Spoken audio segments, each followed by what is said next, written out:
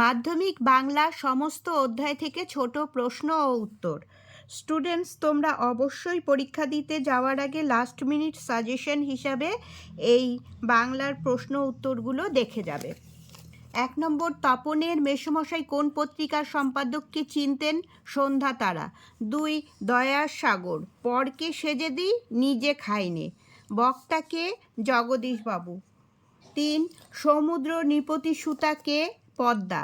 4, আয় আরো বেঁধে বেঁধে থাকি কবিতাটি কবির কোন কাব্যগ্রন্থের অন্তর্গত? আরও অপশন থাকবে, তার মধ্যে মনে রাখবে এটা হচ্ছে জলই পাষাণ হয়ে আছে। 5, সেই হোক তোমার সভ্যতার শেষ পুণ্যবাণী। শেষ পুণ্যবাণীটি কি? ক্ষমা করো।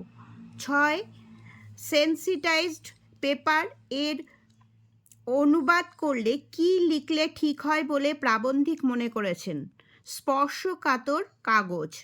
7, 4 খণ্ড রামায়ণ কপি করে একজন লেখক অষ্টাদশ শতকে কত টাকা পেয়েছিলেন? 7 টাকা। 8, শ্রীপান্থ ছদ্মনামে কে লিখেছেন? নিখিল সরকার। 9 নম্বর, সপ্তাহে কয়দিন হরিদা বহুরূপী সেজে বাইরে যান? 1 দিন। 10, কোন ট্রেন নদের চাঁদকে পিষিয়া দিয়া চলিয়া গেল?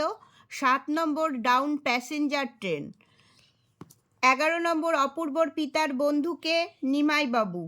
12, যেখানে ছিল শহর সেখানে ছড়িয়ে রইল কি? কাঠকয়লা। 13, আদিম যুগে স্রষ্টার কার প্রতি অসন্তোষ ছিল? নিজের প্রতি। 14, কোনটি জয় গোস্বামীর লেখা কাব্যগ্রন্থ? আরও অপশন থাকবে, তার মধ্যে মনে রাখবে পাতার পোশাক, এটা জয় গোস্বামীর লেখা। 15, রাজশেখর বসুর ছদ্মনাম কি? পরশুরাম। 16, বাংলা প্রবন্ধাদিতে আরেকটি দোষ। প্রসঙ্গক্রমে প্রাবন্ধিক কোন প্রবাদের কথা উল্লেখ করেছেন? অল্প বিদ্যা ভয়ঙ্করী। 17, চীনারা চিরকালই লেখার জন্য ব্যবহার করে আসছে কি? উত্তর হচ্ছে তুলি। 18, পুলিশ সেজে হরিদা কোথায় দাঁড়িয়েছিলেন? দয়াল বাবুর লিচু বাগানে। 19, নদের চাঁদের বয়স কত? 30 বছর। 20, ছোট মাসি তপনের থেকে কত বছরের বড়?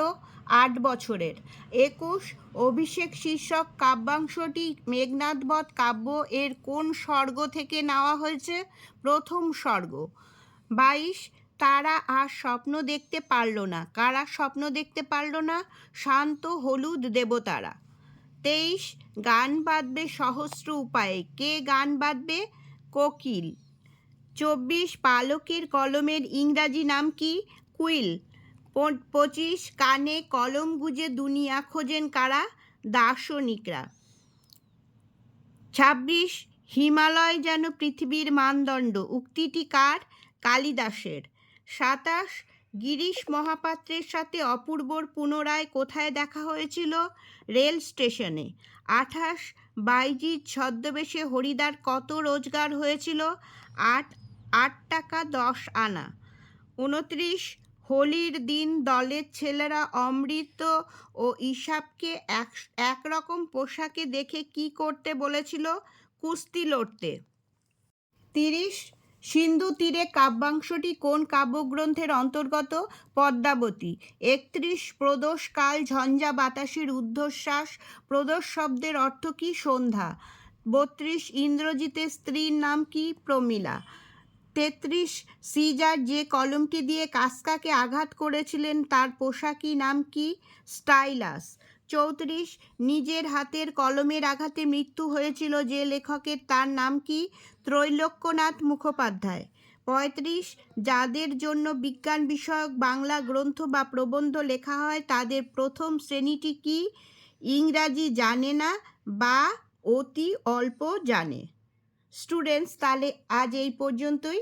তোমাদের সকলের পরীক্ষা খুব ভালো হোক এই কামনা করি, আর তোমরা সকলে সুস্থ থাকো, ভালো থাকো।